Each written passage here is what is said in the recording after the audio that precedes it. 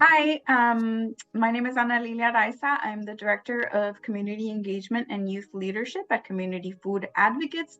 And thank you so much for inviting us to join the 2023 Hunger Free Communities Virtual Summit. I'm just going to give you a little bit of background about our information and pass the mic to our young people. Today, you will be hearing about youth voices and advocacy for cafeteria redesign in New York City. So I'm going to pass the mic to them, but I just want to give you a little background on our organization. So one of the reasons why we focus on school food is because New York City has the largest school food system in the nation. We have about 1 million students in our school system. New York City is the largest school district in the United States. And what does that mean when we're talking scale? So we are in scale larger as a school food system than the city of San Francisco.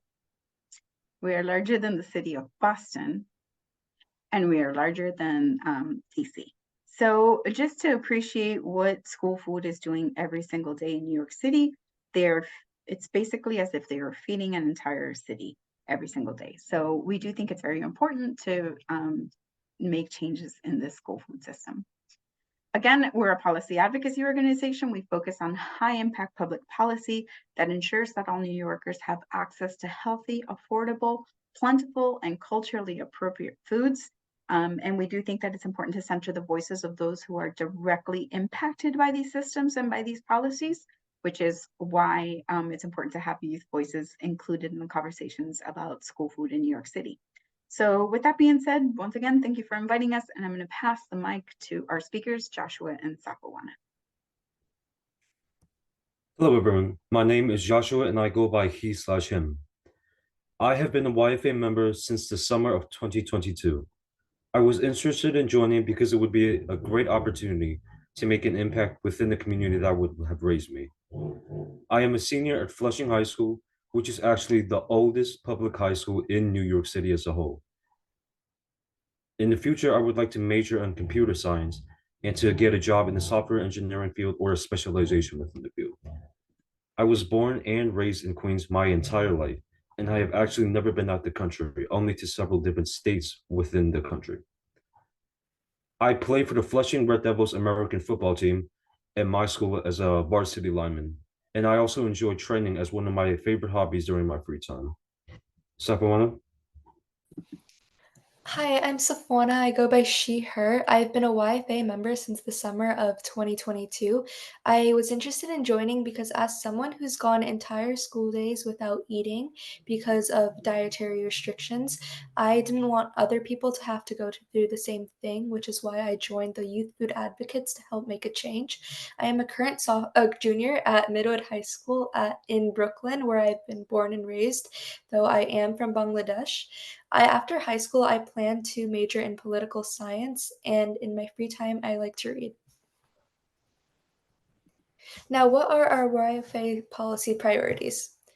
Well, for starters, the cafeteria environment is one of our top priorities. We make sure to try and advocate for enhanced cafeterias in all New York City public high schools.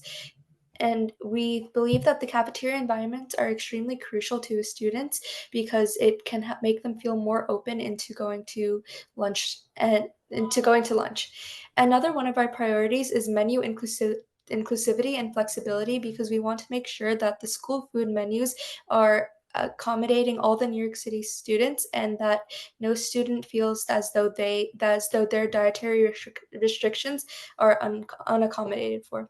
And nextly, communication and student voice is one of our main priorities as we like to engage our students in giving helpful feedback with what they feel needs to be changed with the school food menu and what they feel doesn't need to be changed.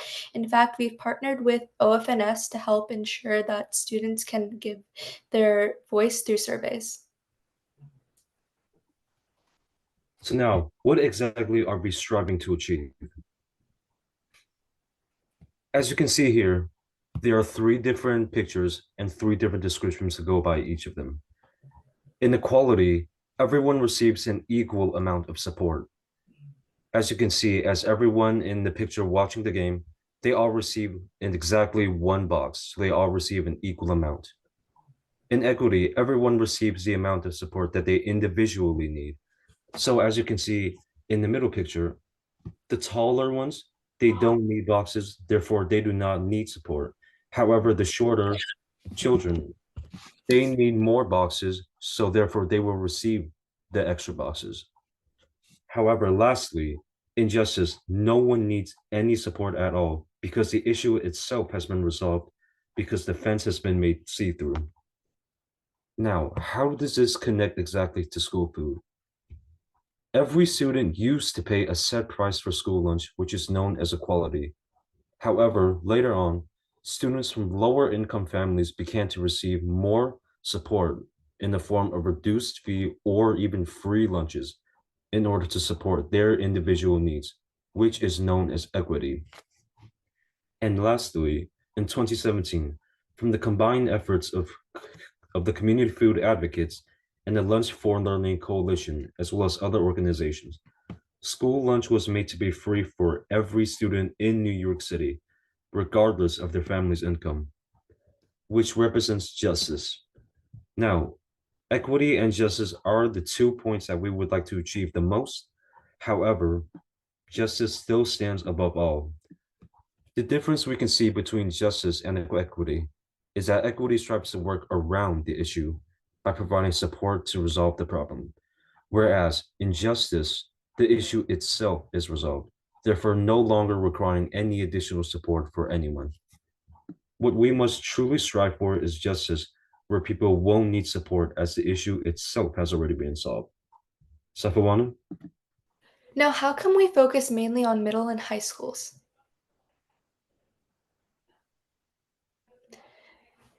Well, when we look at this graph, we see that elementary schools have had the highest New York City lunch participation in the 2021 to 2022 academic school year. However, when we start to look at middle and high schools, we notice that the lunch participation has gone down as the students got older. Therefore, we focus mainly on middle and high schools in order to find out what needs to be changed in order to get their participation rates back up. We, as the YFA, the Youth Food Advocates, have 17 students in our coalition representing 15 high schools in all 5 boroughs of New York City. Moreover, we have partnerships with organizations such as OFNS, the Office of Food and Nutrition Services, which this data actually comes from, and OFNS works to provide menu options for students that are healthy and nutritious. And we partner with them to help give them feedback on what needs to be changed in the menus and what doesn't need to be changed. Joshua? Now then, one of the major things that we will be covering later on is the cafeteria enhancements that are currently exclusive only to New York City schools. These enhanced cafeterias are found to boost lunch and breakfast participation. And next, unique to New York City schools also is co-located schools. For instance, my own school building, the Flushing High School campus, houses 3 different schools: Flushing High School, Queens High School of Language Studies, and Varieties Academy. These 3 schools operate on the same campus and are each assigned a different portion of the school building to be their own, with the school that contains the greatest number of students being given the largest section. However, all 3 schools will share the exact same cafeteria, many same facilities such as gyms. What this exactly means is that many schools, even if only one cafeteria is enhanced, it can affect many more schools. Since 2017, the New York City Department of Education has redesigned 131 cafeterias that serves over 150,000 students. However, New York City itself has approximately 1 million students. We have currently secured $125 million to go to enhanced cafeterias, but it's only taken a few years. And now, please take a few moments to review these graphs provided and tell us what this indicates to you. So as we can see in these 2 graphs, it shows how enhanced cafeterias have actually increased and steadily maintained the participation for breakfast and lunch. This essentially indicates that enhanced cafeterias are a very effective method of increasing the lunch and breakfast participations for students across New York City. Now, Safawan? Now, with these enhanced cafeterias comes a new food court style. These enhanced cafeterias offer more options and greater food appeal. These options can range from hot meals to cold meals and daily specials. In the image, we can see that there are certain sandwiches and salads boxed, and vegetarian wraps as well. Moreover, these food court styles allow for faster service as students are able to pick and choose what they wish without having anyone just give it to them. This also enhances the offer versus serve concept as students have a variety of different options and just don't have to stick to only one meal. In these pictures, we can see the cold options, the hot options, and the daily specials. And this is another example of the food court style. Joshua? Not only do enhanced cafeterias bring changes to the food and food court style, it also brings changes to the environment of the cafeteria, as we can see in these next few slides. This slide, for example, the seating becomes much more vibrant and they become much more accommodating for students to sit, eat, and enjoy their free time away from the classroom. And in the next slide, we can see that there are much more decorations throughout the enhanced cafeterias, which makes these much more welcoming spaces to sit down and then slowly enjoy your free time. And lastly, in the next slide, these enhanced cafeterias are also revamped to look much nicer and they look much better with more poster work and color combination.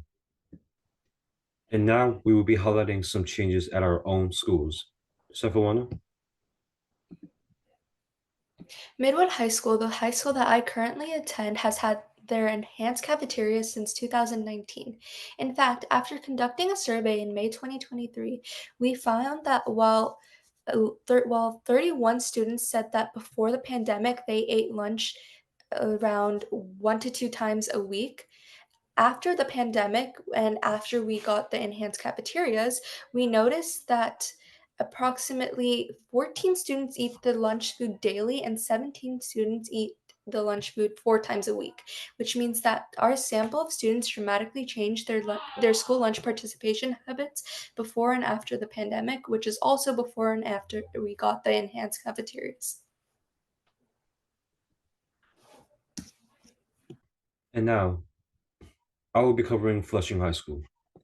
Flushing High School's school cafeteria was actually enhanced in the middle of my junior year, so I have firsthand experience about the before and after of cafeteria enhancements and the effects that it has had. Overall, student opinions were very positive, and one of the major things that students were very happy about was being able to select their own food as compared to before. In fact, breakfast participation has nearly doubled since then, and lunch participation rose nearly 30%, and every participation stat has maintained a steady increase. Safwan? Now comes our actions. One way we promote the information that we just shared with you is through one-on-one meetings with City Council members. We use these meetings to educate the City Council members on school lunch food and cafeteria enhancements. We also talk to them about budget supports that we need to create enhanced cafeterias in multiple New York City public high schools. In the picture, we can see a meeting with Councilmember Dinowitz, who is at the top left of the corner, and in the middle, we can see Fariha, our own YFA intern. Now, I even had my own council member meeting with Councilmember Velasquez in order to increase support for budget costs for the enhanced cafeterias. And after we get our enhanced cafeterias, we like to have our schools celebrate. We often have our schools do school announcements or ribbon cutting ceremonies after they get their cafeterias. We also have cafeteria renaming contests, and there has been several social media campaigns from schools such as the Media Club in MS 324 or Forest Hills News Coverage, which we will see at the later slide. We've also had school food samples and rewards cards, as well as a panel of speakers such as culinary students, and we even invite council members to visit after schools get their enhanced cafeterias. In the top picture, we can see one of our YFA interns holding a postcard from our Thanksgiving campaign from last year, where we collected over 1,000 postcards to give back thanks and gratitude to our cafeteria workers.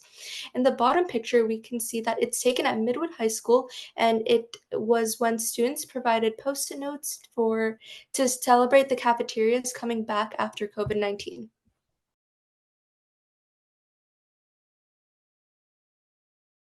I believe you also checked out our newly renovated cafeteria. I did, Amelie, and so let's see how it looks and what people are saying. Our reporter got an interview with Mr. Rosenblatt to tell us about the renovations.